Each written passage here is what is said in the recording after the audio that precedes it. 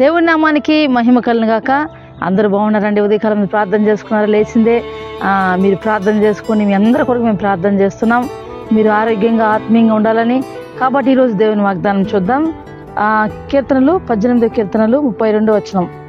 నాకు బలము ధరింపజేయవాడు ఆయనే, నన్ను యథార్థ మార్గంలో నడిపించేవాడు ఆయనే. హల్లెలూయా. మనకు బలం ఇచ్చేవాడు ఎవరంటే యేసయ్య మాత్రమే అండి. హల్లెలూయా. ప్రభు మనకు బలం ఇచ్చేవాడు. ఆయన మనకు బలం ఇకపోతే మనము ఈ రోజుల్లో బ్రతకలేమండి. ఆయన మనకు బలం ఇకపోతే మన పడిబాటల్లో మనం ముందుకు నడవలేం. మనకు బలం ధరింపజేయవాడు ఆయన. కాబట్టి ఆయన బలము చాలా గొప్పదండి. కాబట్టి ఈ రోజుల్లో బాగా బలం కావాలంటే అన్ని హార్లిక్స్ కాంప్లైంట్లు తింటే ఈ బలం కాదండి. మంచి మంచి ఫ్రూట్స్ ఇవి తింటే బలం వచ్చేది అది కాదండి. కానీ దేవుడిచ్చే బలము నీ ఎముకల్లో శక్తిని బలమును ఇచ్చి నేను నడిపిస్తుంది. నేను అనేక సమస్యలు గుండా వెళ్తున్నప్పుడు నీకు బలమునిచ్చి ధైర్యంనిచ్చి నడిపిస్తారండి. అంతేకాకుండా ఆయన ఏం చేస్తారంటే యథార్థ మార్గం నడిపించువాడు ఆయన. హల్లెలూయా. యథార్థ మార్గం దోపిడిదారులుగా ఆయన నడిపించే దేవుడు కాదండి. శత్రువుని ప్రేమించమనే దేవుడు.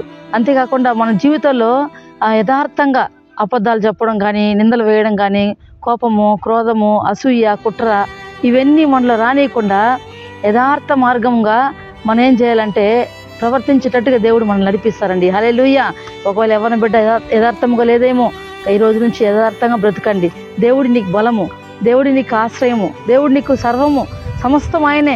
కాబట్టి అన్ని కోల్పోతున్నప్పుడు దేవుడిని నువ్వు గ్రహించినప్పుడు, ఆయన్ని మీద ఆధారపడినప్పుడు తప్పకుండా నీకు దేవుడు తోడుగుండి బలమునిచ్చి నేను యథార్థ మార్గంన నడిపిస్తారండి. ఒకవేళ ఎలాంటి సమస్యలు ఉన్నా సరే, ఏ సమస్యలు గుండా వెళ్తున్నా సరే, ఇది నాకు సెట్ కాదు, నా వల్ల కాదు అనేదానికి లేదండి. సమస్తం ఆయన చేయగలిగిన దేవుడు. ఆయనకు అసాధ్యమైంది ఏమీ లేదు. ఈరోజు ప్రార్థన చేసుకుందాం.